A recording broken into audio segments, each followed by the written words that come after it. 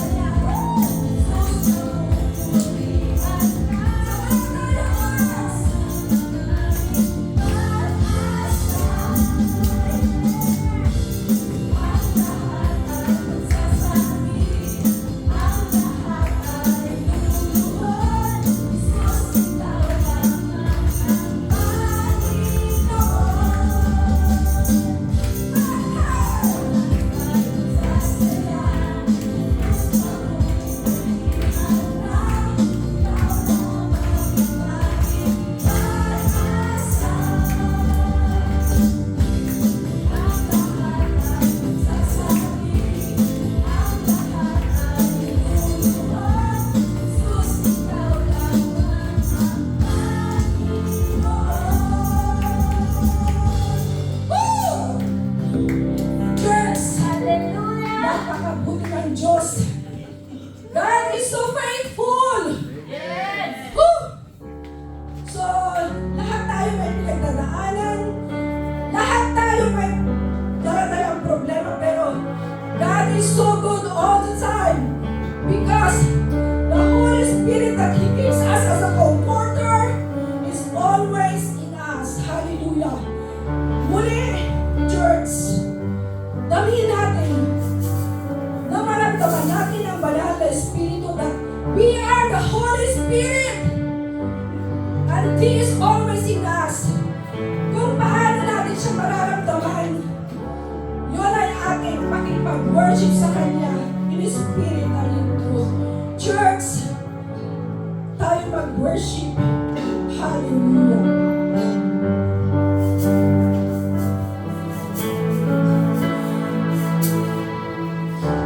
Mayroon bang namang akong salimuhay, hindi makakain lahat sa'yo'y ibibigay. Ngayon ka man sa'kin, nag-iisang taglay, ilalahan bawat saglit upang ibigin ka ng walang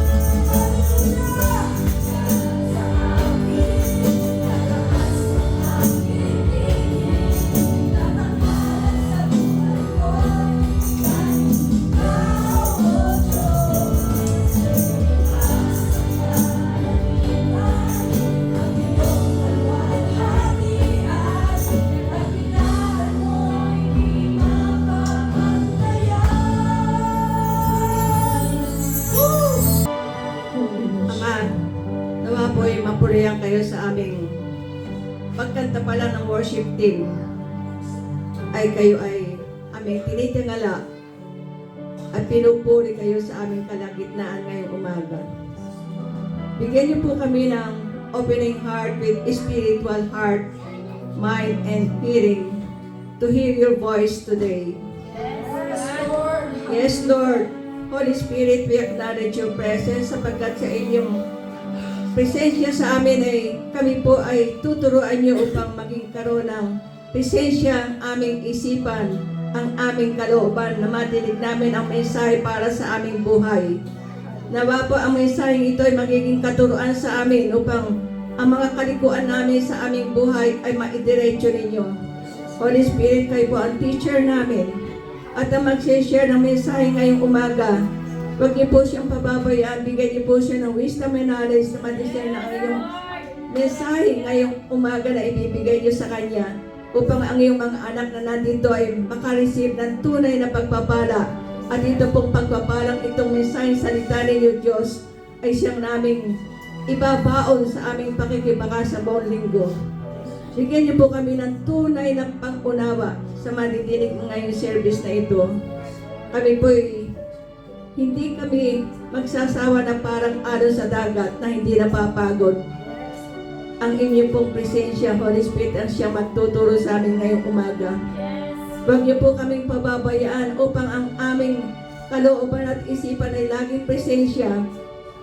Hindi lang po presensya ng physical, kundi presensya ng aming kalooban. Sapagkat ang inyong tinitingnan ang puso ng bawat isa, hindi po ang aming presensya o ang aming mga action, kundi ang aming puso ang inyong kinakausap.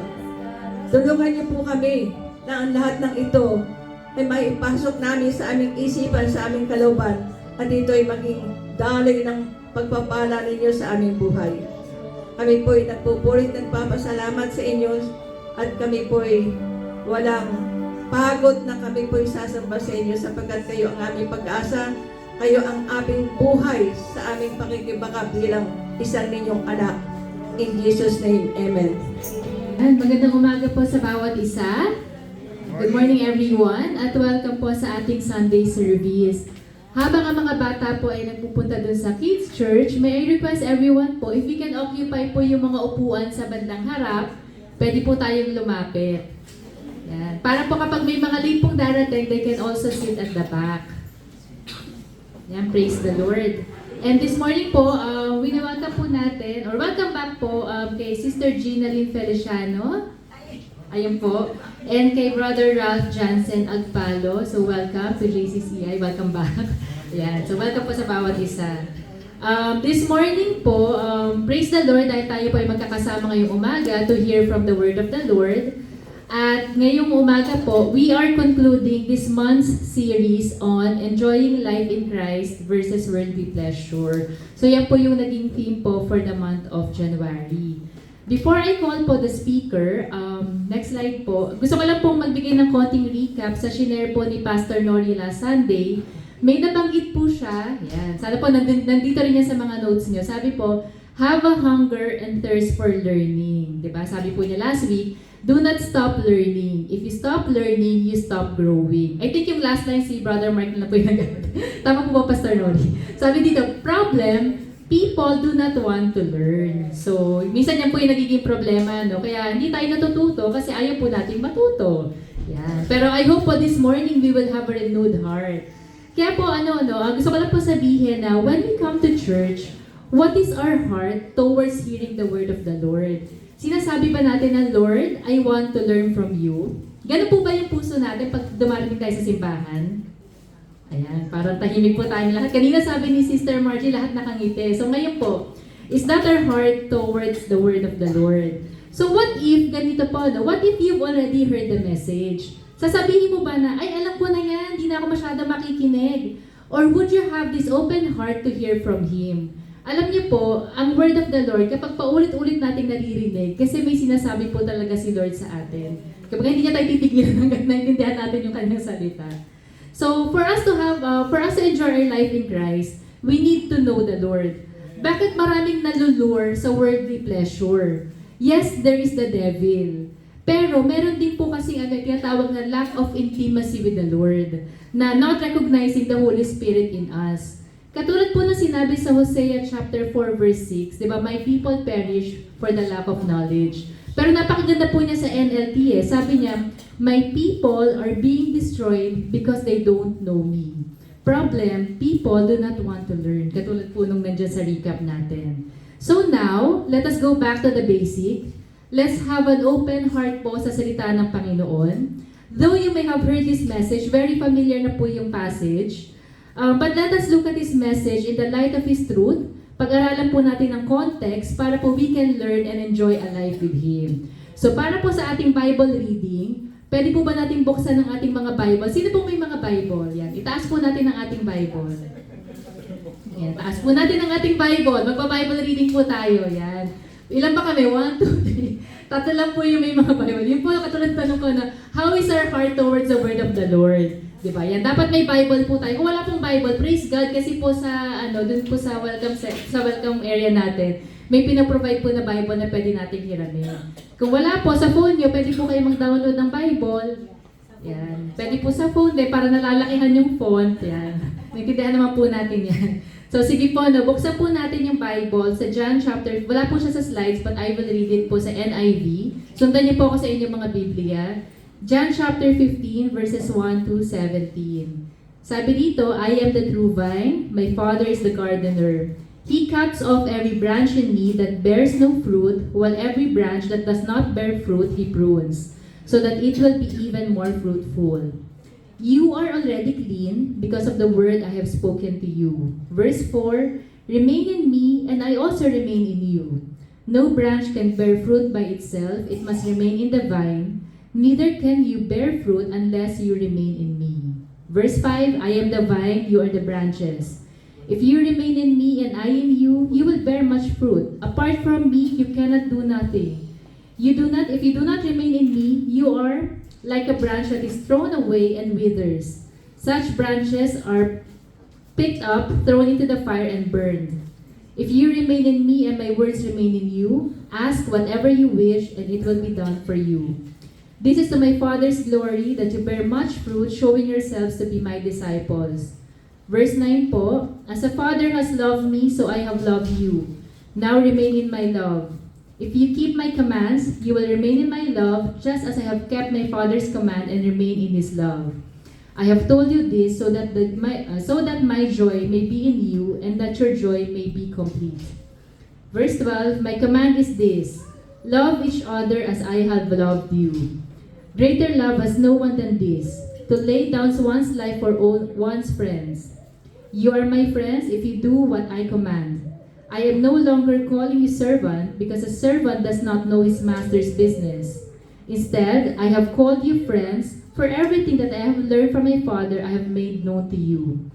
Verse 16, you did not choose me, but I chose you, and appointed you so that you might go and bear fruit, fruit that will last, and so that whatever you ask in the name of the Father will give you. This is my command, love each other. So praise God po for the reading of His Word. And this morning po, let us hear the Word of the Lord. Nag-share po sa atin ni Brother Mark Barron.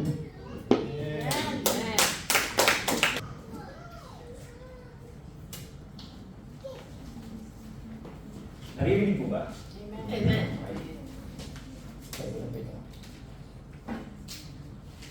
Ayan, so purihin po ang ating Panginoong Diyos sa pagkakabasa po ng kanyang salita. Again, once again po, ako po I am so grateful to the Lord na nagkaroon po ulit ako ng opportunity to share His words. Kasi ito po talaga yung lagi ko rin pinag-pray po. Dito po para sa church po natin na ito. Na talagang lahat po tayo is magkaroon tayo ng proper understanding about the Word of God. It is very important po kasi ito po talaga yung foundation ng isang church, ang kanyang salita. Kaya ngayong umaga po babalik po tayo sa basic. Actually kanina po habang nagpe-pray si Tita Baby, kung papansinin yung prayer ni Tita Baby, prayer pa lang parang yun na po yung sermon sa atin eh. Napansin niyo po ba? Yan. So makikita po natin doon na talagang pinagpe-pray niya na talagang i-guide tayo ng Holy Spirit, ang bawat isa po sa atin. Kasi without the guidance of the Holy Spirit, ano man pong basa natin or aral natin sa salita ng Diyos, hindi po natin ito mauunawaan, mga kapatid. Kailangan po natin ang banal na Espiritu. Ayan. So, ito po yung napag-aralan last time. Kay Pastor Nori po ito. Ano? So, tingnan po natin ngayon. Ano po ba yung pag-aaralan natin ngayong araw na ito? Like I said, balik po tayo sa basic, no? So, ang sabi po dito, I am the true vine. Yan. And by the way, before we go here, kung mapapansin niyo po, ano, yung 5 minutes na before we start, ano pong sinasabi doon? Yung pinakikinggan natin. Naalala po ba natin na pag wini-welcome natin yung mga bagong mga newcomers, ang sinasabi po doon, this is a Bible-based church. And our guide is the Bible. So kaya po ngayong araw na ito, babalik po tayo sa basic ano. Babalik po tayo ulit sa pinaka-importante po ano, na ating kailangan matutunan bilang isang Kristiyano po ano. Is ang salita po ng ating Panginoong Diyos. Ang sabi po dito, I am the true vine. So pag sinabi pong true vine, ibig sabihin, merong fake. Di po ba? Oh, amen po ba yan?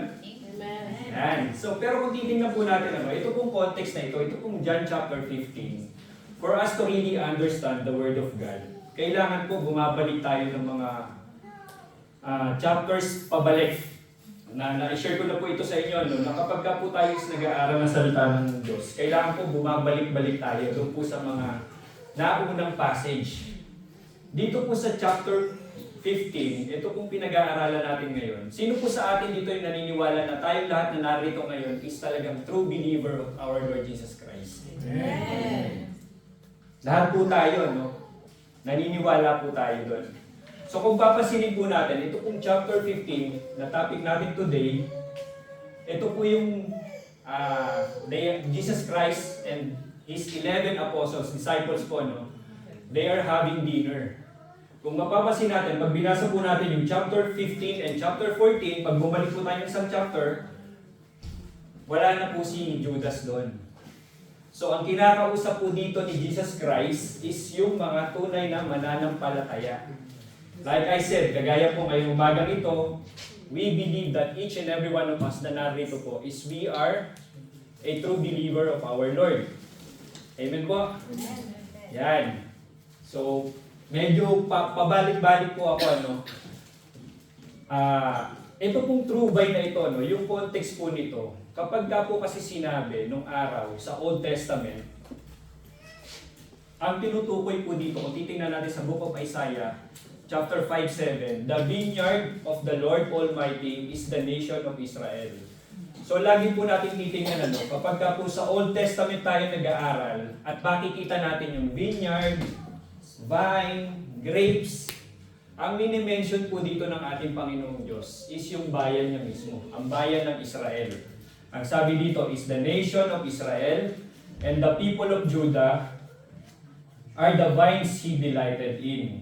And He looked for justice, but saw bloodshed, for righteousness, but heard cries of distress. And then, sa next slide, sa Psalms 80, verse 8, ang sabi po dito, you transplanted a vine from Egypt, you drove out the nation and planted it. So, kung matatandaan po natin sa Old Testament, ano yung ginawa ni God mismo sa kanyang bayan, ang bayang Israel? Nilabas niya po sa Egypt, di po ba? So, ayan po, ano, para po makita natin kung ano po yung sinasabi sa atin ngayon ng ating Panginoon. Ano. Kasi hindi po tayo po pwedeng mag-conclude na lang sa isang napakalit na verse, tapos tsaka natin iisipin, we are having our own thought, mami-mislead po tayo mga kapatid. Ito po yung iniiwasan natin. Kaya it is very important po na kapag po tayo nag-aaral ng salita ng Diyos, inihimay-himay po natin yan. Hindi po pwede na vine. Okay na yan. Grapes, no? Nawa ko na yan. Ganun po ang maging mindset natin. Ano, kailangan po talaga inihimay po natin yan. At sa paghihimay po natin yan, mga kapatid, Kagaya po nung kanina, pinag-pray ni Tita Baby, at nasabi ko rin po, hindi po natin to aaralin ng tayo lang mag-isa. Kailangan po natin ang guidance ng Holy Spirit, mga kapatid. Okay po ba yun? Amen. Okay. So dito po sa John 15, chapter 1, ang sabi po dito, I am the true vine. Kagaya po na nabanggit ko, pag may true, may fake. And my Father is the gardener. Yan po yung sa NIV. Titingnan po natin ngayon, ito pong topic natin for today, sa NIV version, tsaka po sa King James version. Kasi napaka-importante rin po na talagang makita natin at maunawaan po natin itong mabuti. Sa King James version, I am the true vine and my Father is the husbandman. Kung titingnan natin yung King James, parang ang hirap pong unawain, Totoo po yun. Even I myself, marami pong mga words sa King James na hindi ko po ito maunawa ang mabuti. Kaya bumabalik po ako sa NIV. And today, actually, nag-start naman po ako ng panibagong version ng Bible. Nag-start po ako sa NLT version naman. Para mas maunawaan ko pa kung mabuti ang salita ng Diyos. It is very important, mga kapatid, na minsan kasi pag binasa natin, pag di natin naunawaan, doon po nakikita ng Diyos. Kasi ang sabi niya, di ba, sa kanyang salita, if you will seek me, you will find me. If you seek me with, ano pong sabi doon? With all our hearts. Kaya po sa pagbabasa natin ng salita ng Diyos, hindi lamang po yung utak natin, pati po yung puso natin kasama po dyan. Kaya pag may hindi po tayo naunawaan, let us search, mga kapatid. Talagang saliksikin po natin mabuti yung salita niya. Ayan. And then sa pag-aaral din po ng salita, dito po medyo parang makikita niyo na parang ano ba itong sinasabi sa amin ni Brother Mark. Ito pong John 15, for us to really understand. Titingnan po natin ito sa concordance mismo. So kung ano po yung translation, word by word, kailangan po natin makita. Ang sabi doon, I am, meaning, I exist, I am. Ito po yung sabi niya. And then, the true, ang katotohanan, vine. Pag in-translate po ito, sa Greek word, ito rin po yung vine. And sabi dito, and my Father, a Father, is the vine dresser. Pag sa King James, kagaya po ng nabanggit natin kanina, a husband, sa ibang version po, vine dresser, at sa NIV naman po, the gardener. So, malinaw po ba? Sabihin niyo po sa akin kung medyo nagkakaroon po ng kalituan, Abutin po tayo ng 2:00 dito. Okay, next slide po. Ayan, sabi po dito, if any of you lack wisdom, you should ask God, who gives generously, sabi po sa James 1:5, to all without finding fault, and it will be given to you. Alam niyo po, mga kapatid, ito po ang puso ng ating Panginoong Diyos sa bawat isa sa atin. Hindi po para lang sa mga nag-aaral, hindi po para lang sa mga nag-share ng salita ng Diyos. Ito po yung sinasabi sa bawat isa sa atin. Sabi dito, if any of you. So huwag niyo pong i-exclude yung sarili niyo. Kasama po tayong lahat dito, Pag wala rin po naglalag tayo ng wisdom from the Lord, ang sabi nito, you should ask God who gives generously to all. Sa lahat po, hindi po sinasabi dito ng ating Panginoong Diyos. Sabi dito, without finding fault. Pag sinabi, si Brad Albert, medyo nagkasala sa akin ito last week. Hindi ko pagkakalooban to ng wisdom. Hindi po ganun ang ating Panginoong Diyos, mga kapatid. Lagi po nating tatandaan ng ating Panginoong Diyos. Ito po ang Diyos ay pag-ibig. Ito po yung gusto niyang ipaunawa sa bawat isa sa atin. And then John 14:26, but the advocate, ito po yung pinakamaganda rito. The Holy Spirit, whom the Father will send in my name, will teach you all things and will remind you of everything I have said to you. Ito po yung sa NIV version. Sino ro po ang magtuturo sa atin? Sarili po ba natin? Malinaw po na ang banal na spirito, mga kapatid. Ito po yung kasama natin habang nag-aaral tayo ng kanyang mga salita. And I do believe this morning po, kasama rin po natin siya. Siya po yung nagtuturo sa atin. Kasi ang sabi dito, the advocate, sa ibang version, teacher po ito, the Holy Spirit, whom the Father will send in by name, will teach Kaya huwag po tayong mangamba kapag ka po yung hawak natin yung Bible, minsan nagkakaroon tayo, nagme-meditate tayo sa bahay.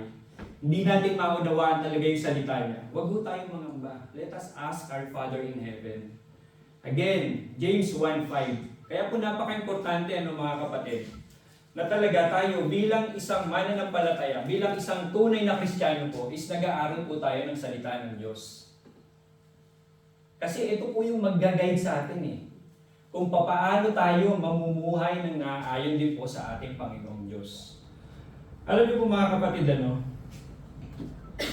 excuse me po.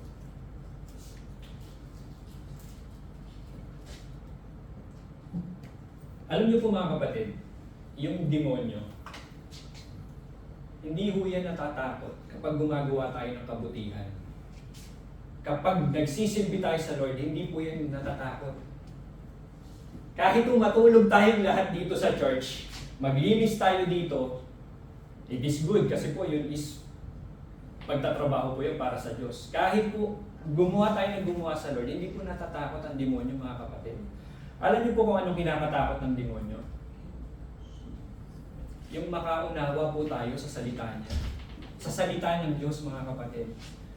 Once na naunawaan nating maigi, if we have a proper understanding of the Word of God, ano pong mangyayari sa atin? Magkakaroon tayo ng maayos na relasyon sa ating Panginoong Diyos. Magiging maayos po yung way natin kung paano tayo magsisilbi sa Lord. Magiging maayos po lahat sa atin. At ito po yung ayaw ng devil. Yung magkaroon tayo ng proper understanding sa kanyang salita. Nakuha niyo po ba? Totoo po ito mga kapatid. Hindi ko po ito sinasabi lamang ng base sa sarili ko. Ito po talaga ito po yung ayaw na ayaw talaga ng demonyo sa buhay natin. At tayo is magkaroon ng proper understanding. Kaya po ngayong araw na ito, kagaya po ng sinabi ko, let us go back to the basic. And itong basic na ito mga kapatid, ito po yung pinaka-importante talaga na matutunan po natin. Na-share ko na po ito many times. Na-share ko na ito sa mga ladies, na-share ko na rin po ito sa mga men's. And talagang nandun yung conviction ng Holy Spirit sa akin na hindi lamang po men's and ladies yung makakarinig, kundi tayong lahat po is makarinig po na itong pinag-aaralan po natin ngayong araw na ito. Ang sabi dito sa John 15 verse 2, He cuts off. Dito po tayo mag-focus muna sa NIV version. Muna tayo mag-focus dito sa King James tsaka po dito sa Proverbs. Sabi po dito, He cuts off every branch in me that bears no fruit. Kapag ka po nakikita natin ito o nababasa natin ito, ano po yung pumapasok sa isip natin? Anyone? Sabi po dito, He cuts off. Inihighlight ko na po ng pula. Cuts off every branch in me that bears no fruit. While every branch that does bear fruit, He prunes, so that it will be even more fruitful. Ano po yung pumapasok sa isip nyo kapag ka po nababasa natin ito?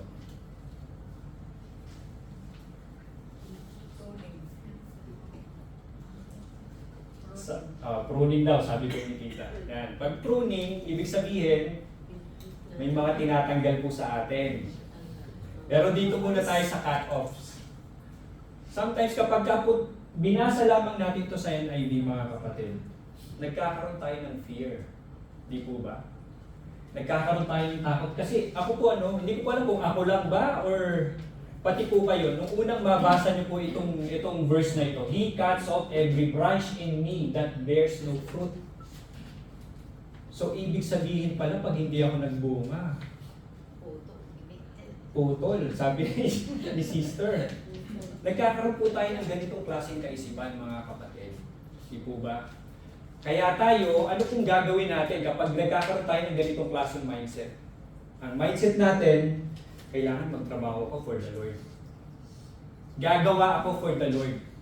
Kasi ito yung bunga yung paggawa Doon tayo nakafocus mga kapatid. Pero kung titingnan po natin sabi dito sa King James, every branch in me that beareth no fruit, He taketh away. And every branch that beareth fruit, He purgeth it, that it may bring forth more fruit. Ito pong Proverbs 14:12, kanina umaga po naidagdag ko po ito. Sabi dito, there is a way that appears to be right, but in the end, it leads to death, mga kapatid. Kaya po minsan kapag nag-aaral tayo ng salita ng Diyos, minsan yung thought natin, pag binasa natin, kala natin okay na. Kasi sarili po natin wala yung guidance ng Holy Spirit, mga kapatid. Which is very important po na talagang akala natin it seems to be okay, parang maganda. Maganda sa pandinig, maganda sa harap ng maraming tao, pero ito po ba'y maganda sa mata ng Diyos? So kung titingnan po natin, there is a way that appears to be right, but in the end, it leads to death. So ngayon po titingnan natin, kagaya po nung nasabi ko, himayin po natin. Yung cut-off po, kapag tiningnan lamang natin ito sa NIV version, pag bumalik tayo ng Genesis 17, 13 to 14, sabi po dito, whether born in your household or bought with your money, they must be circumcised. Ito po yung covenant ng ating Panginoong Diyos kay Abraham at that time. My covenant in your flesh is to be an everlasting covenant. Any uncircumcised male who has not been circumcised in the flesh will be cut off. Kung titingnan po natin, yung binasa natin kanina, yung verse 2, cut off din ang ginamit po doon. So from his people, he has broken my covenant. So, ano pong ibig sabihin nito?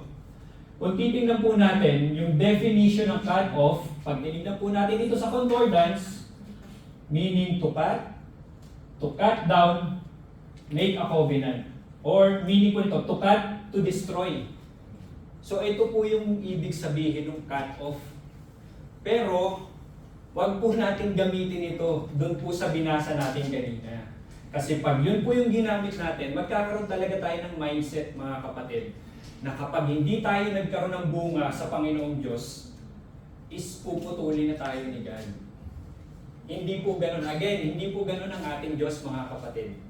Ang ating Panginoong Diyos is mapagmahal.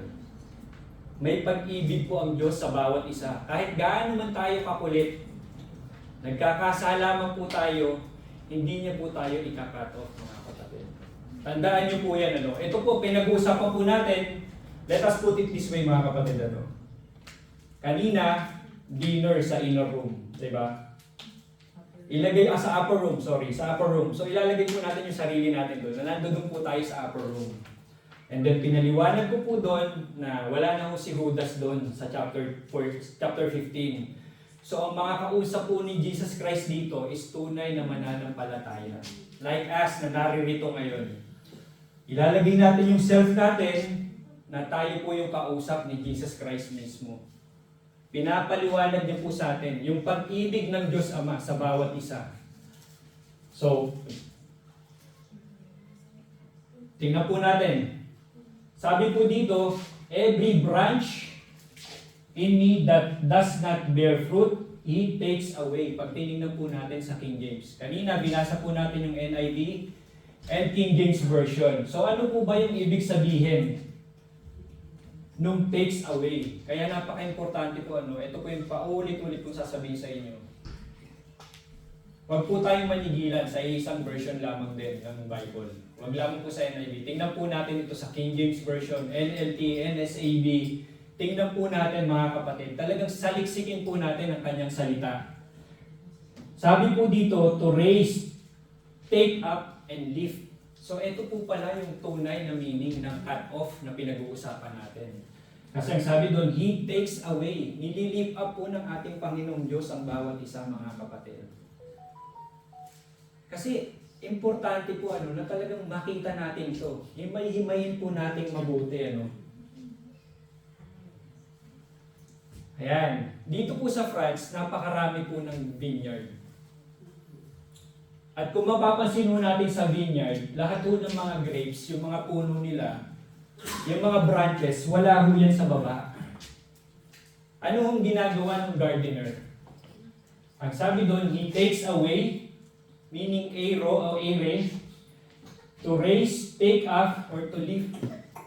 So ito po yung ginagawa sa atin, mga kapatid, ng ating Panginoong Diyos. Yung vine dresser, yung gardener. tayo po, nililift up po tayo ng ating Diyos. Bakit niya po tayo nililift up? Wala lang, para makita na tayo ng iba. Sa taas tayo, ganun po ba? Hindi po, di ba? Bakit po tayo nililift up ni Lord? Tingnan po natin sa next page.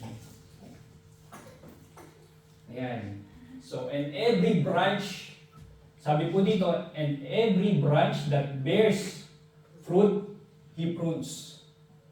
So mga kapatid, yung gardener po, nililinis po yan. Yung grapes mismo, yung nililinis niya po yan. Pagdating sa pruning mga kapatid, hindi po ito masarap. Masakit po ito. Sometimes may inaalis sa atin si Lord na parang hirap na hirap tayong tanggalin sa buhay natin.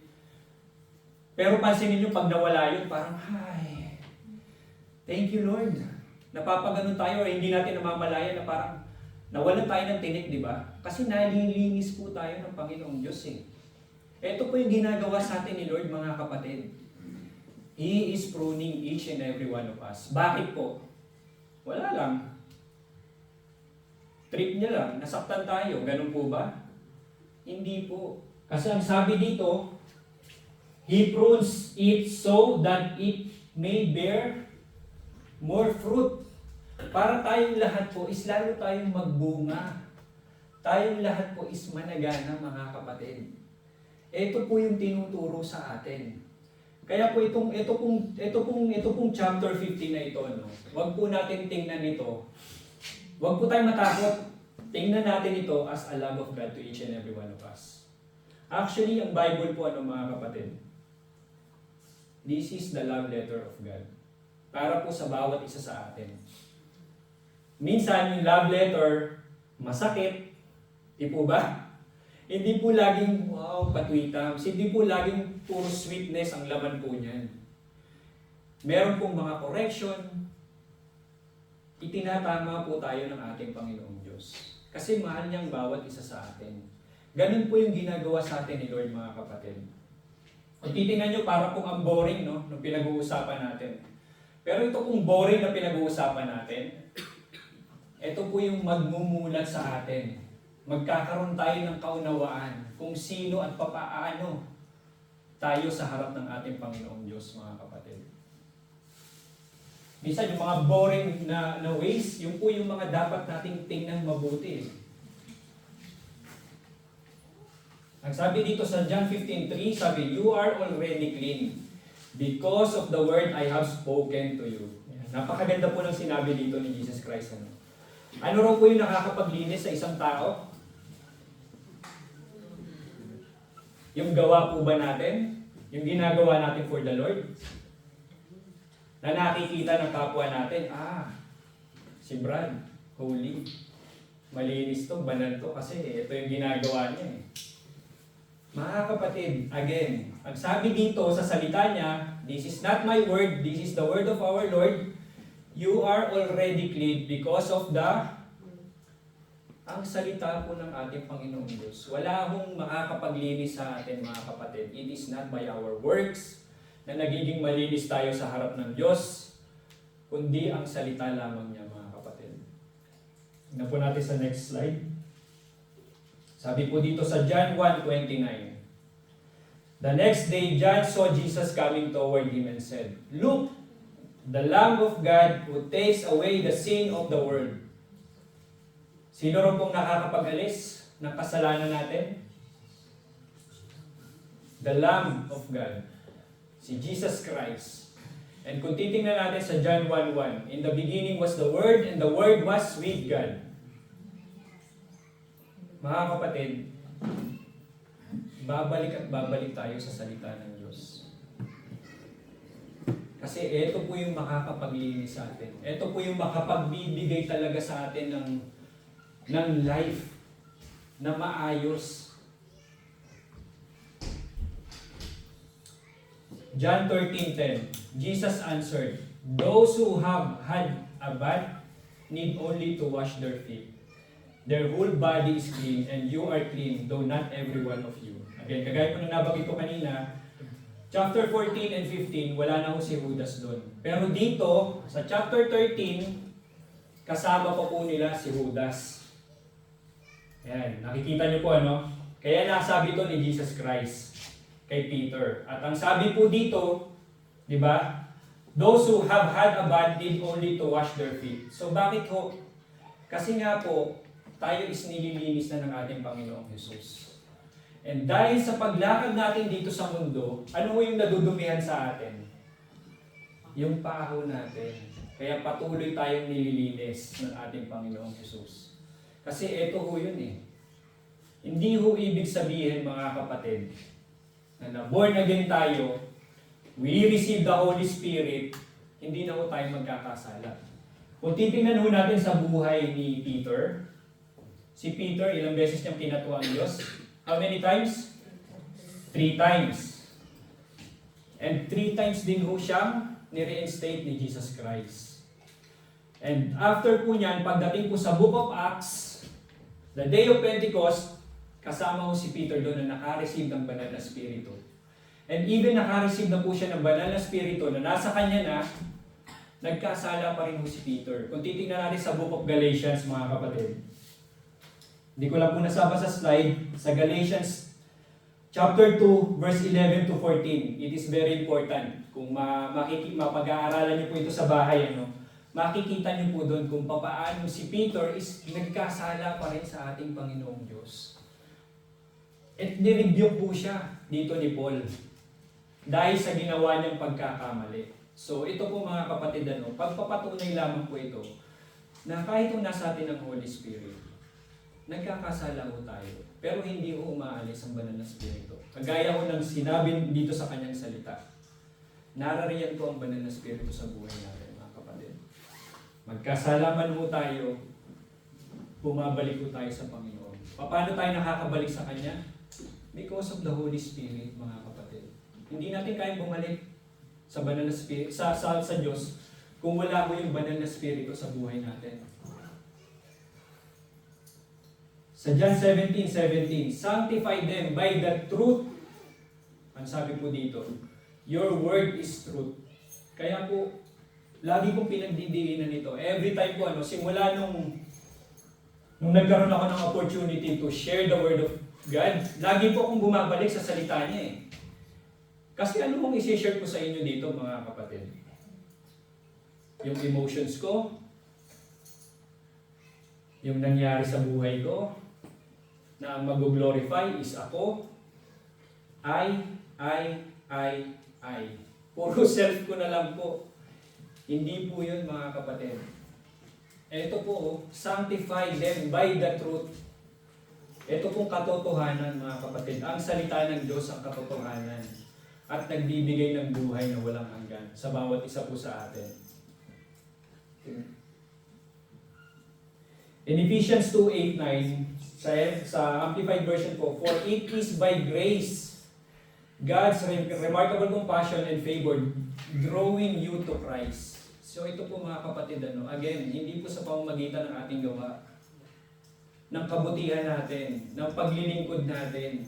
It is by grace alone and through faith alone, mga kapatid. Kung babasahin natin ito maigi, uunawain po natin maigi, that you have been saved, actually delivered from judgment and given eternal life through faith, kagaya po ng nabanggit ko, and this salvation is not of yourselves. Hindi po sa atin to. Ang sabi po dito, not through your own effort, but it is the undeserved gracious gift of God. Ito po yung regalo sa bawat isa sa atin, mga kapatid. Not as a result of your works. Again, pagdidilinan ko po ito, hindi sa pamamagitan ng gawa natin sa Panginoong Diyos, kundi sa pamamagitan po ng gawa ng Panginoong Diyos sa buhay natin. Ito po yung maunawaan ng bawat isa sa atin, mga kapatid. Nor your attempts to keep the law. Ang dami na hong nagsubok na talagang i-attempt na makip nila yung law sa buhay nila. Pero anong nangyayari? They failed. And even us, mga kapatid, babagsak at babagsak tayo so that no one will be able to, ano pong sabi dito? To boast, para wala ho tayong may pagmayabang or take credit in any way for His salvation. Hindi ho natin pwedeng pagmalaki na, Brad, itong salvation ko, Brad Albert, magaling ako magsalita eh. Kaya ako na-achieve to. Hindi ko pwedeng sabihin sa inyo na ang JCCI Church, dahil magagaling yung nagtuturo dito, kaya tayo nagkaroon ng kaligtasan. Dahil tayo gumagawa for the Lord, kaya tayo nagkaroon ng kaligtasan. Hindi ko po pwedeng sabihin, again, hindi ho JCCI, hindi CCF, hindi JIL. Sasabihin ko na ho kung ano man yung mga Church of God. It is not the congregation, mga kapatid. It is only the Word of God that brings salvation to all mankind.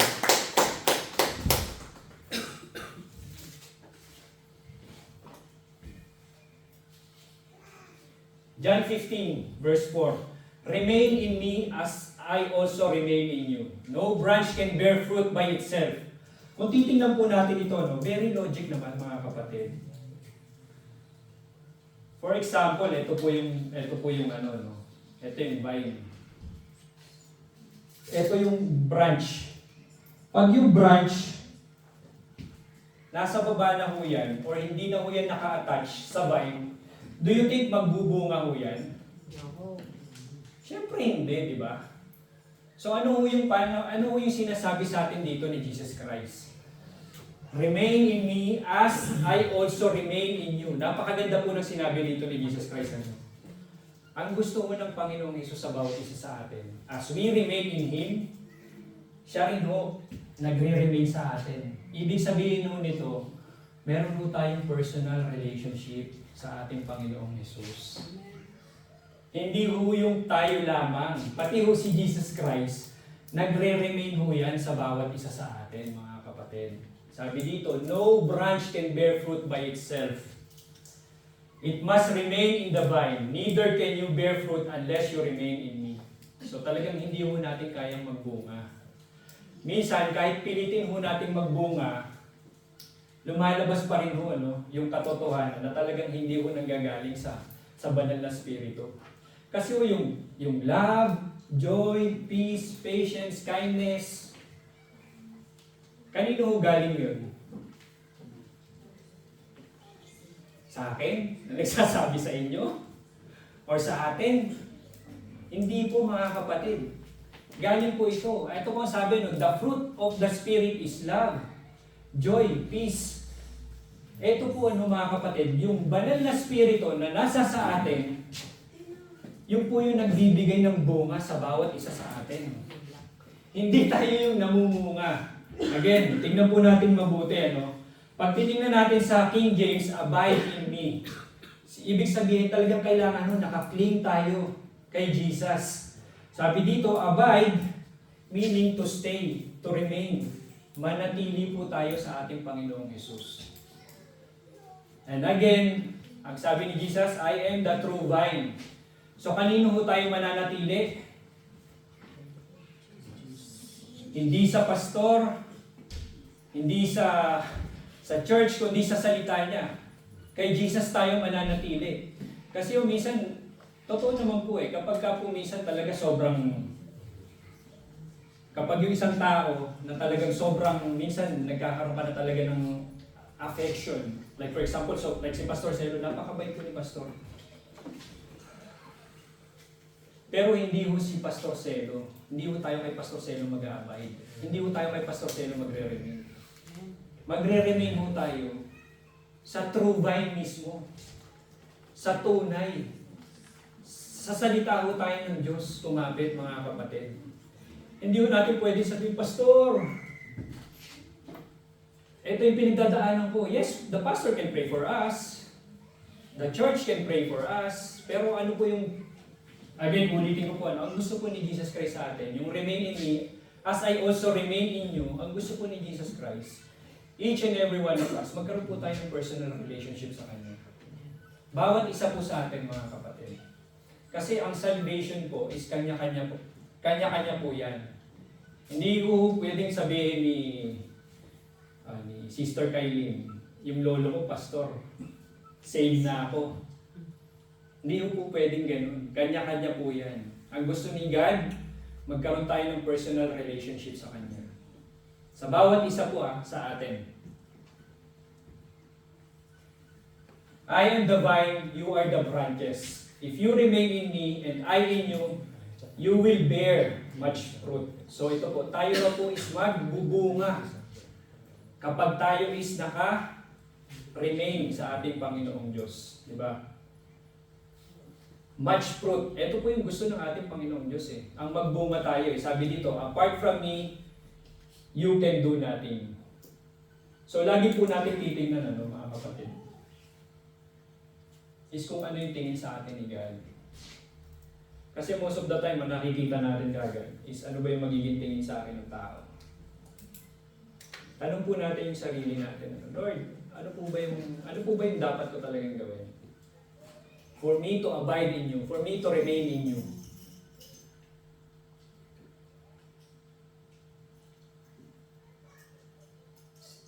If you do not remain in me, you are like a branch that is thrown away and withers. Such branches are picked up, thrown into the fire, and burned. So mga kapatid, dito po again, inuulit ko, tunay na mananampalataya po yung pinag-uusapan natin dito. Ito po yung kausap, ito po yung context ng pinag-aaralan po natin ngayon. Si Jesus, yung mga natira sa Kanya, yun po yung mga tunay na mananampalataya. Do tunay po yun pero kung titingnan nyo, Peter, nagkamali pa rin. Ang dami mong nagkamali doon.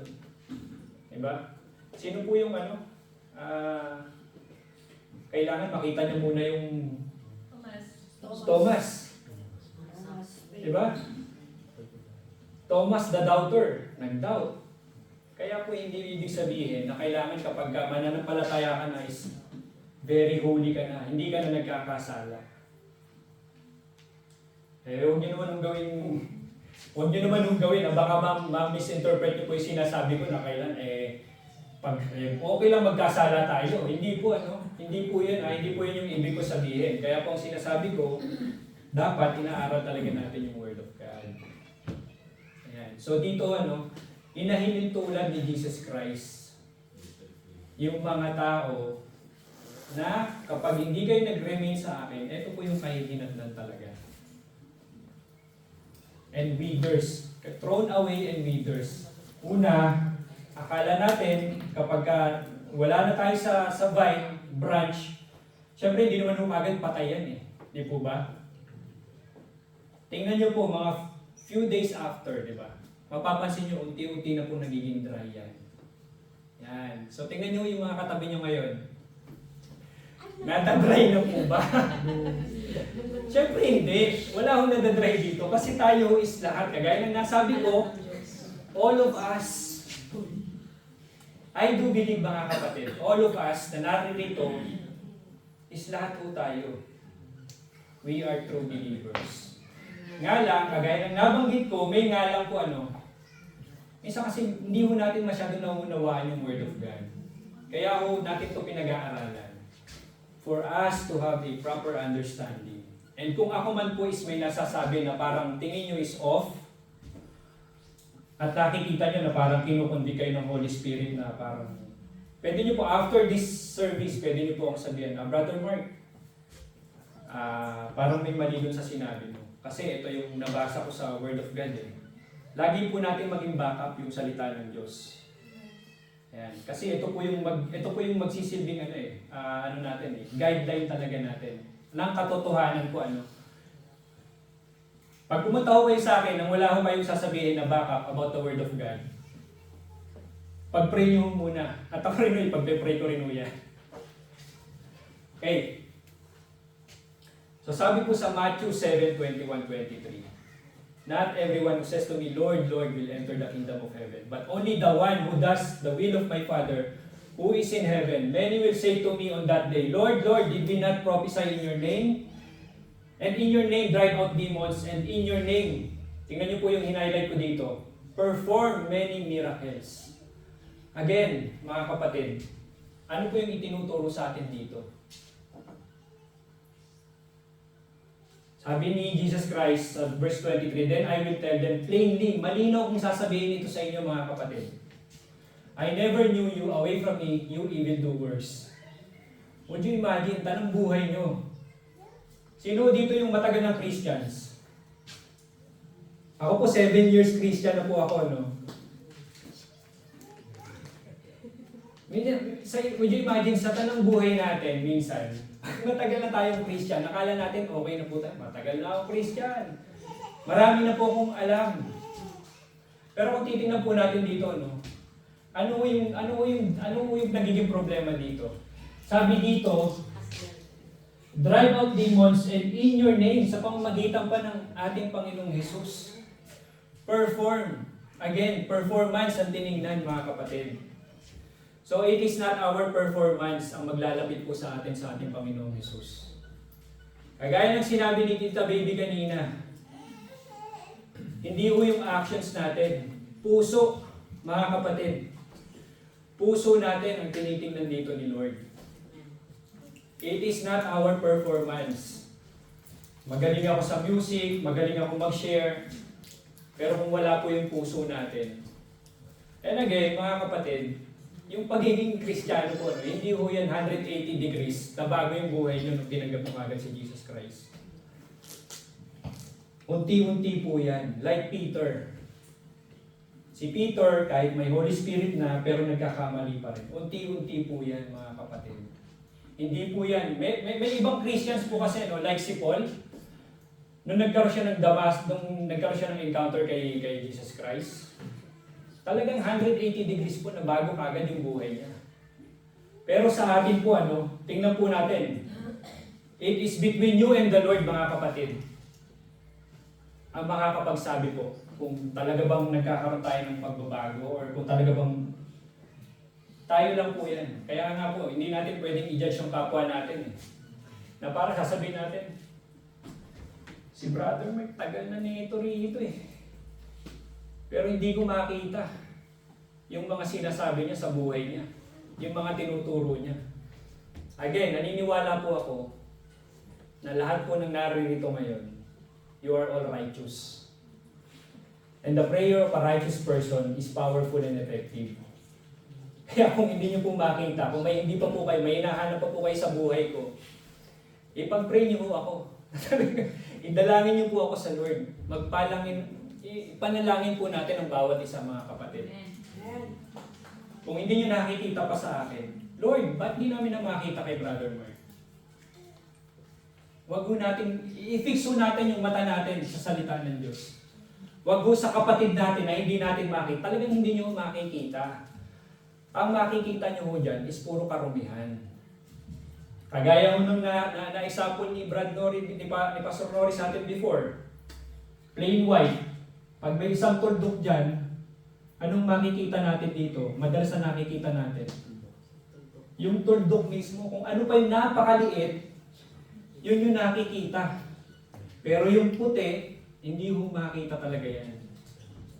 Kaya ganun ho yung panlilin lang sa atin ng kalaban. Hanapin mo yung mali dyan. May mali dyan. Pag ganun po yung naging mindset natin, hindi ho tayo magkakaroon ng pagbabago sa buhay. Kaya, fix our eyes on Jesus Christ. Malapit na po matapos. Ito po, 2 different branches. Ito po, makikita po natin dito yung pagkakaiba.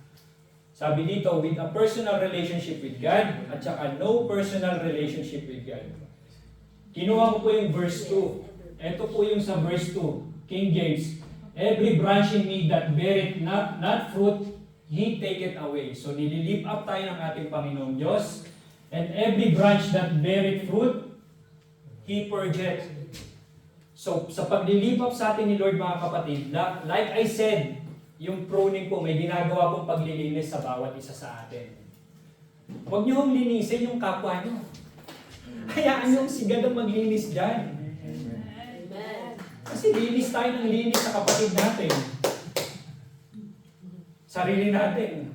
Hayaan natin si God. Amen.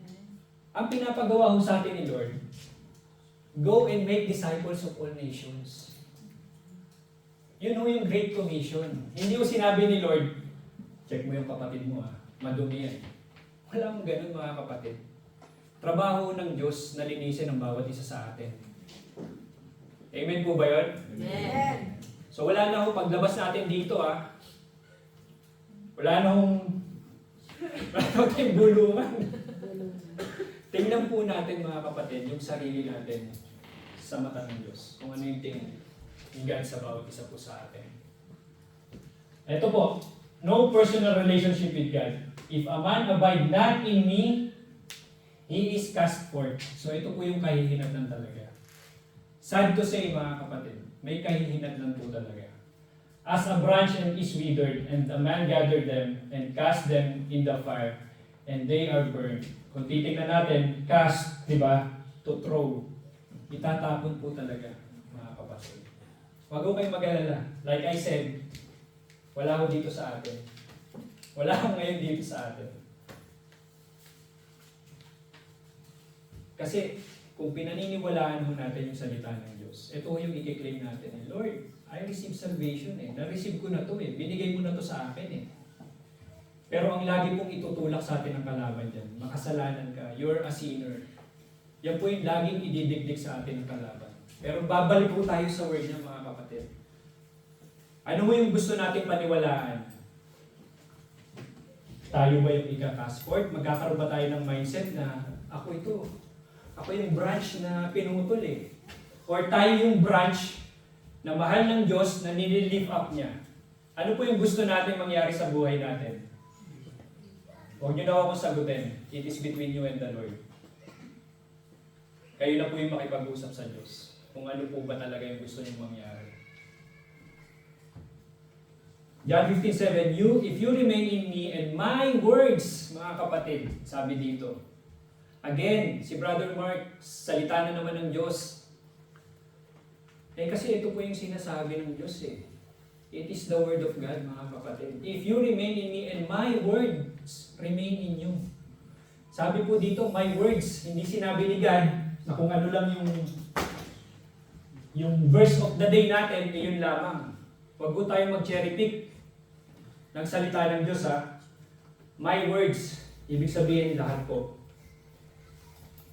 Kanina, tinanong ko kayo kung ilang taon na po tayong Christians. Ngayon, ang tanong ko sa ating lahat, nabasa niyo na po ba yung buong Bible? Sino, may nag-amen. Sino yung nag-amen? Honest, yung honest po. Sino po yung nakabasa na? Taas po yung kamay. 1, 2, 3. So tayo ho, yung natitira, welcome to the club. Kasama niyo po ako doon mga kapatid. Magpasa hanggang ngayon. Lord, ito yung hinihingi ko sa Lord. Lord, tulungan mo ako. Na magkaroon ako ng will. Na mabasa ko po talaga yung Bible. Kasi even myself mga kapatid, hindi ko pa ho natatapos. Magiging honest ako sa inyo. Hindi ko pa ho natatapos basahin yung Bible. But that doesn't mean na ito po yung magiging natin, tatak natin as Christians na kailangan mabasa natin yung Bible. Hindi po mga kapatid. Ang gusto ko pong sabihin sa bawat isa sa atin, if we really love God, we are praising God, nag-praise tayo dito, basahin po natin, aralin po natin yung kanyang mga salita. Amen. Next. This is to my Father's glory, that you bear much fruit, showing yourselves to be my disciples. So, sino na po ang nag-glorify kapag ka po tayo is nagbubunga ng marami? Tayo? Si God. Yan po kung titingnan niyo po sa isang vineyard, mga kapatid, kapag ka po yung vineyard, mabunga yan, sino mo yung napupupurihan dyan? Diba? Yung may-ari. Let's say, ako yung may-ari, for example. Ako yung naglilinis dyan, ako yung gardener. Same thing din po sa buhay natin, mga kapatid.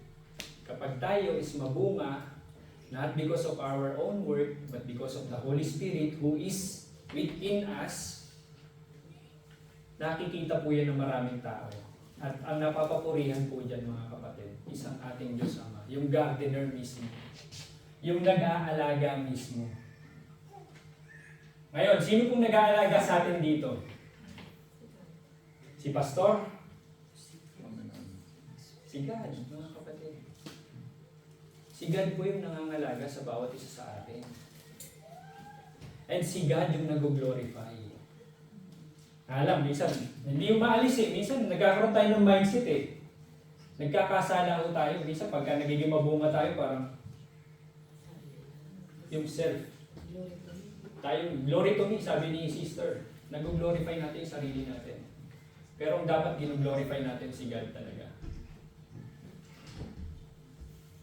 As the Father has loved me, so I have loved you. Now, remain in my love. So, paano ho tayo magre-remain sa pag-ibig ng ating Panginoong Jesus? Ito na ho yung example. An example na ho ni Jesus Christ. Sabi dito, as the Father has loved me, so I have loved you. In-example na ho ni Jesus Christ. Na siya mismo, gagayahin natin siya. Diba? Si Jesus Christ, mga kapatid, hindi ho siya pumarito on His own accord. Naparito siya dahil inutos ho ng Diyos amang nasa langit. So wala hong ginawa si Jesus Christ dito na hindi galing sa ating Panginoong Diyos. So same thing with us po, na talagang ganun daw yung way of love natin sa Lord, di ba? Na kung talagang nagre-remain tayo sa Lord, remain in His love, is sa pamamagitan din po ng kanyang mga salita. If you keep my commands, you will remain in me, my love, just as Father. Ito po yung kanina, sige po, ano na po natin. My command is this, love each others as I have loved you. Greater love has no one than this, to lay down one's life for his friends. You are my friends if you do what I command. So, ganun po yung tingin sa atin ni Jesus Christ sa bawat isang mga kapatid. Hindi lamang tayo servant. Ginawa niya pa tayong friend. Ang sarap pakinggan, no? Sino tropa mo? Si Jesus. Di ba? Paano sino tropa mo? Si Taning. O sino gusto natin? Siyempre si Jesus Christ, di ba? Sabi dito, my command is this. Love each other as I have loved you. Ibigin niyo yung kapwa niyo. Lord, ang hirap ibigin eh. Totoo pong nangyayari yan. Napakahirap pong ibigin yung kapwa natin. Kaya nga po, sa pag-ibig natin sa kapwa natin, kasama natin si Lord dyan. Hindi mo natin magagawang ibigin yung kapwa natin. Ang hirap, mga kapatid. Tinatry ko nga ako, minsan, ngayon nag-fail pa nga ako eh. Sino mga nag-fail dyan pagdating sa pag-ibig sa kapwa? Amen. May nag-amen, pero yung isa lang yung nagtaas ng kamay doon, no? Nasasaktan mo ba tayo? Nakokorek ko ba tayo? Nare-review ko ba tayo? Amen. Kapatid, yan ho yung pag-ibig ng Diyos sa atin. God discipline the one He loves. So lahat ho tayo, kapag nakakaranas tayo ng disiplina from the Lord, correction from God, ito po yung pag-ibig. Alam ko si Brad Nori, Pastor Nori. Pasensya na, Pastor ha. Ikaw lagi kong ina-example ngayon. Ang sabi niya, be wise, do not be foolish. Mga kapatid. Huwag po tayong maging mangmang sa salita ng Diyos. Kailangan ho maging wise tayo. Balik po tayong balik sa salita ng Diyos, mga kapatid. Diba? Kasi, ito rin ho ang magtuturo sa atin kung paano natin iibigin yung mga tao na hindi kaibig-ibig sa buhay natin. Only the Word of God can teach you that. Last, ito na po. Patapos na po talaga. John 15:15, I no longer call you servants because a servant does not know his master's business. Instead, I have called you friends. Kagaya po nung nabanggit ko kanina. No? Ang sarap pakinggan na tayo is kaibigan ng ating Panginoong Hesus. For everything, sabi dito, that I have learned from my Father, I have made known to you. So lahat ho ng natutunan ni Jesus Christ, ito rin ho yung itinuturo niya sa kanyang mga disciples. And same thing po sa buhay natin, mga kapatid. Kaya ho, di ba sabi kanina, don't stop learning. Wala akong problema, again, paulit-ulit ko na kung sinasabi to, wala akong problema sa salita ng Diyos, mga kapatid. Ang nagiging problema po is nasa sa atin. Kung hindi hindi natin talaga, kung hindi natin iibigin ang kanyang salita, eh hindi ho talaga tayo matututo mga kapatid. Ito hong Word of God, hindi lamang ho ito spiritual. Ito ho nai-apply din ho natin sa buhay natin personal. Kung ito po talaga is makikita natin at uunawain po natin. Sabi dito, everything that I have learned from my Father, I have made known to you. Kasi ganun tayo kamahal ng Diyos. Hindi ho po pwede na kapag ka maganda, ito, ganito ho yung pag-ibig ko. No? Love ko ho kayong lahat. Naniniwala ho kayo sa akin o hindi? May tumawa, may iba nag-iisip. Sa totoo lang mga kapatid, simula ho nung nag-share ako dito sa inyo, ang tanging panalangin ko sa Diyos, sa bawat isa ho sa atin, Lord, kung paano pinapaunawa mo sa akin yung salita mo. Same thing sa mga kapatid na naririto ngayon. Ito yung gusto ko, mga kapatid. Ito yung iniiyak ko. Ito yung, kahit tingnan nyo man ako na parang parang hindi nyo nakikita sa akin. Ito yung iniiyak ko sa Diyos, mga kapatid. Magkaroon tayo ng proper understanding sa kanyang salita. Lagi kong sinasabi, Lord, paunawa mo kung paano mo pinapaunawa sa akin yung salita mo.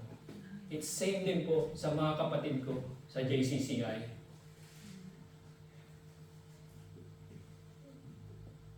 Ito ho yung puso ko talaga. Aaminin ko sa inyo. Maniwala man kayo sa hindi, ito ho yung nasa sa akin. Kaya ganito na lang ho ako pagdating sa salita ng Diyos. Kung alam nyo, di ba sabi nga, di ba? The Word of God is powerful. Di ba? Very powerful po ang salita ng Diyos. Magkabilay talim.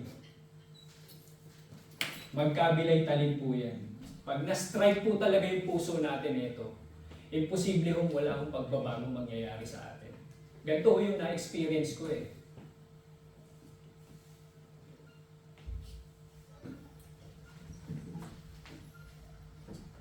You did not choose me, but I chose you and appointed you so that you might go and bear much fruit. Diba? Sabi, bear fruit. Fruit that will last, and so that whatever you ask in my name, the Father will give you. This is my command. Love each other. So ang sabi po dito ni Jesus Christ, hindi tayo, di ba? You did not choose me. Hindi ho tayo pumili kay Jesus Christ. Ang Panginoong Jesus po ang pumili sa bawat isa sa atin, mga kapatid. Naniniwala ko kayo nun. So that you might go and bear fruit. Ngayon, bakit ko sinabi dito you might? Kasi hindi ho tayo ginawang robot ng ating Panginoong Jesus. We have a choice, mga kapatid. Sabi dito, that you might go and bear fruit. Nasa sa atin ho yung choice. Kung magkakaroon ho ba tayo ng proper understanding sa Lord, or kung babaliwalain ho natin yung salita ng Diyos. It's all up to us, mga kapatid. Ito ho yung iiwanan kong question sa bawat isa sa atin ngayon. For us to enjoy life with Jesus, are we connected to the true vine?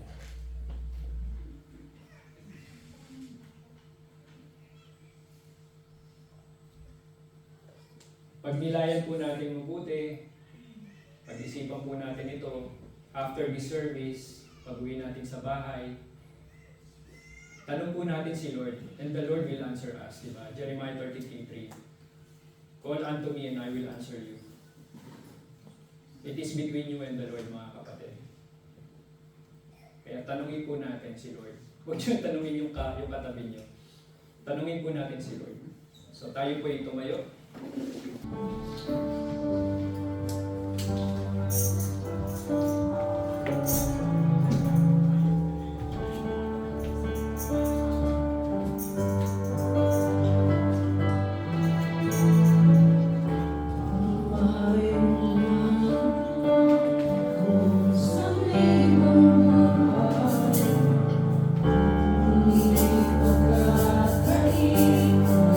Sa'yo'y ibibigay.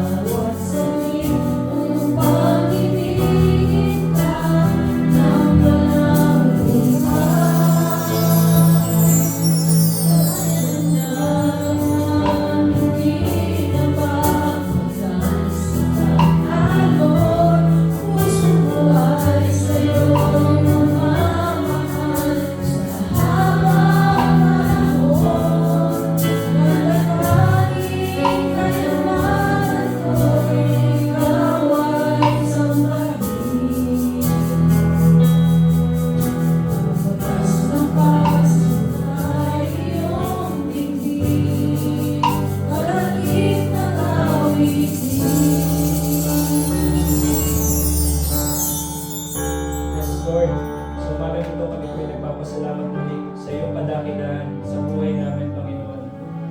Lord, nagpapasalamat kami sa iyong mga salita, Panginoon. Lord, and I really pray for this church, O God of yours, na talagang makaunawa ang bawat isa po sa amin sa iyong salita. Dahil ito po yung ninanais mo, Lord, to each and every one of us, O God. Na magkaroon kami ng proper understanding of your word, O God. Lord, hindi namin kaya to kung kami lang sa sarili po namin. We need the guidance of your Holy Spirit, O God. Lord, yung banal na Spirito mo na ipinagkaloob sa bawat isa sa amin. Lord, ito yung pangahawakan namin. Ito yung sinabi mo sa iyong mga salita, O God. Na siya yung magtuturo sa amin, Panginoon. Magpapaunawa sa amin ang iyong mga salita, O God. Lord, kaya sa umagang ito, Panginoon, I really pray, O God. Hindi lamang, Panginoon, Lord, mauunawaan namin ang salita mo sa araw na ito. Bagpas sa araw-araw ng buhay po namin, sa pag-meditate namin ng iyong salita, O God. Kasama namin ang banal na Espiritu mo, O God, na siya pong magpapaunawa sa amin ito. Lord, itinataas ko po ang bawat isa sa amin na narito ngayon, Panginoon. Bigyan mo kami ng will, Panginoon, na talagang magkaroon kami ng puso para sa iyong salita, O God. Huwag naming baliwalain, Panginoon, Lord, ang mga salita mo na siya po nagbibigay ng buhay, ng tunay na buhay, Panginoon. Lord, I pray na magpakilala ka pa po sa bawat isa sa amin sa pamamagitan po ng iyong mga salita, O God. Lord, wala po kami ibang mapangahawakan sa mundong ito, kundi yung salita mo lamang, O God. Kaya Lord, tanggapin mo po, Panginoon, Lord God, ito pong panalangin ko para po sa aming lahat na narito ngayon, maging sa mga kapatid namin na wala po dito, O God.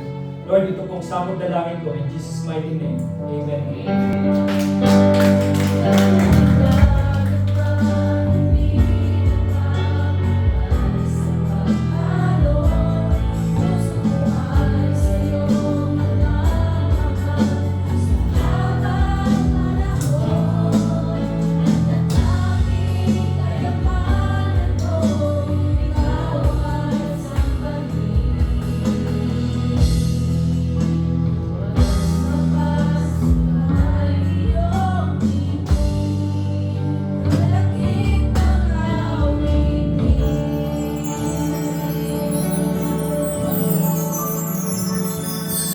Basahin ko po siya sa New Living Translation, sa Luke 6:38.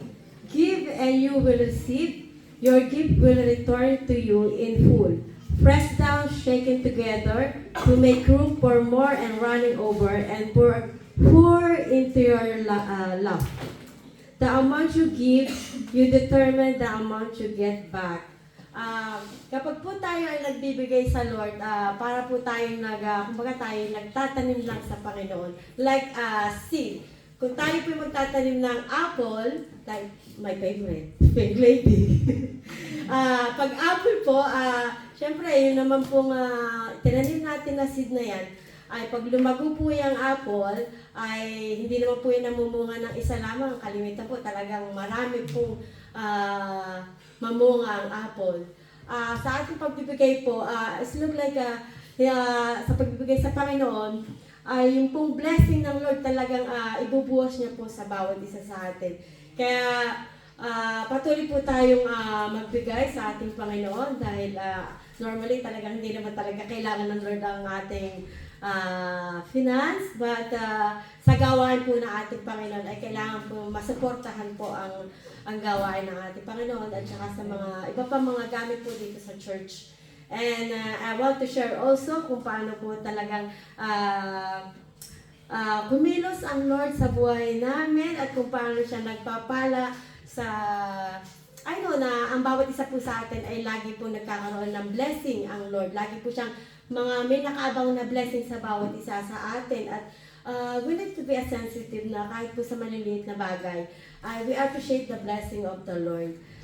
Ito nga lang pong last week po ang aking pong anak ay pumunta sa ski and I praise God po at normally na-share ko rin na rin po to sa live group namin kina Sister Kat. Normally meron po kaming devotion and meron kaming praise report and then nasabi ko na rin po to sa kanila padalang punta na po ng aming anak sa ski and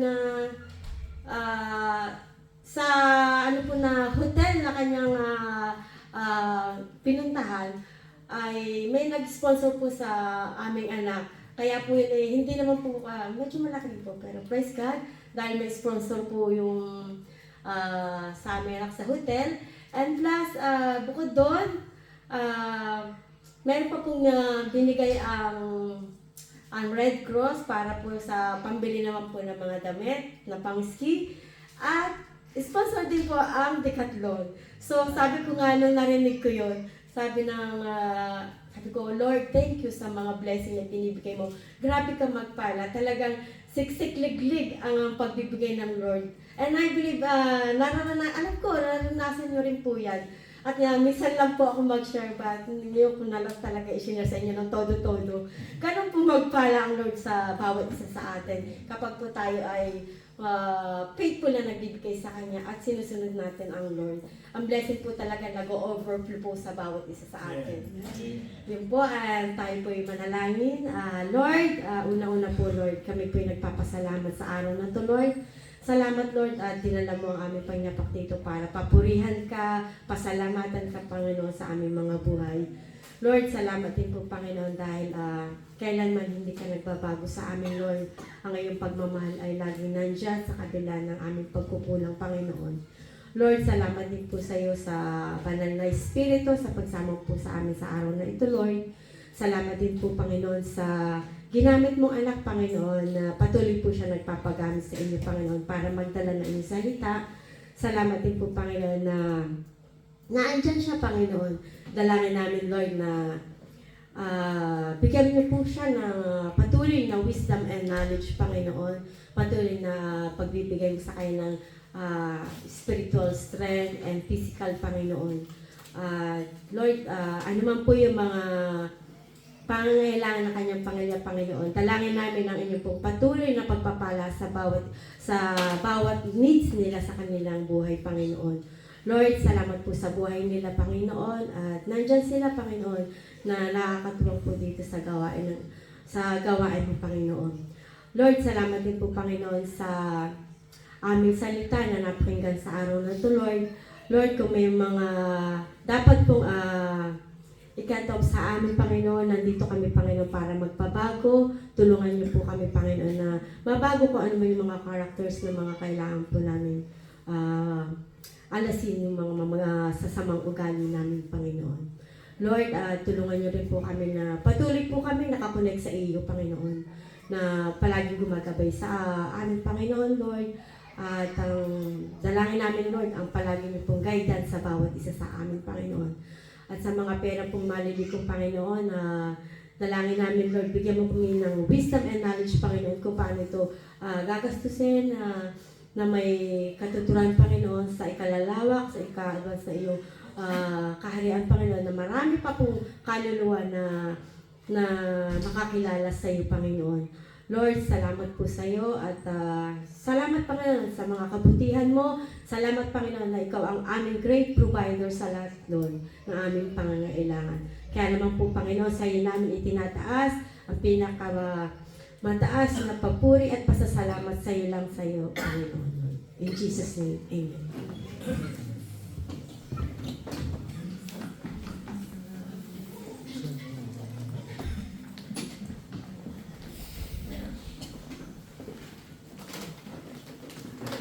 We have heard the message of the Lord. I pray po na lahat po tayo ay na-bless. Napagpala po ba ang bawat isa? Amen! Amen. So I hope po na, we will receive it with faith na yung na-receive po natin sa Lord, whatever we're going through, the Lord is lifting us up. Hindi po tayo kina-cut off ng Panginoon, yet He's lifting us up para po tayo ay magbunga.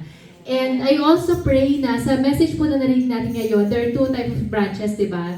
Yung isang branch, yung branch na ito throw away. There are some people who still do not know the Lord Jesus Christ. There are some people who are still, wala pa pong relationship sa Panginoon.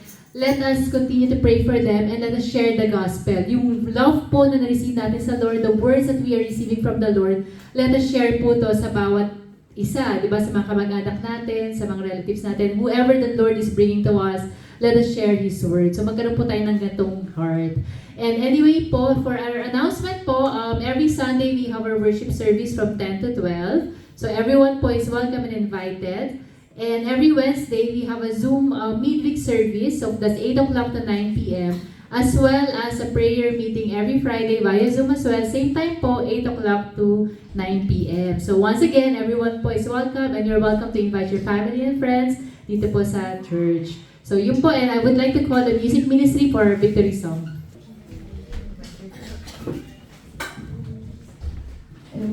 Church, let us proceed to our victory song. Let us give back all the praise and glory, honor, and strength unto our God.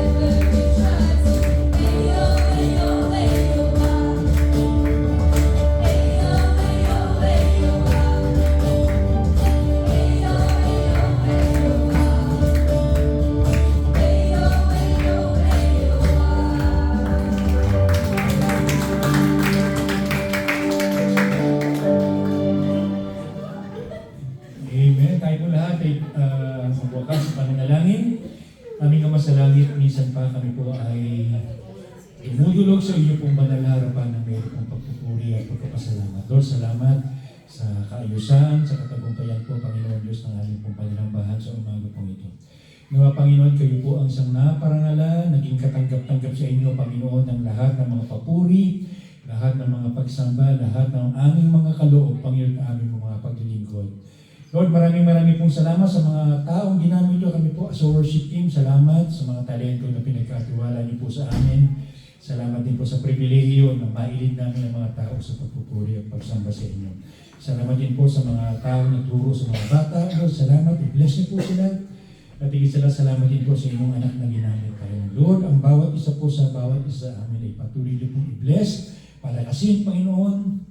Upang sa ganun po ay patuloy po kami magamit pang daluyan po ng hindi pong pagkapala.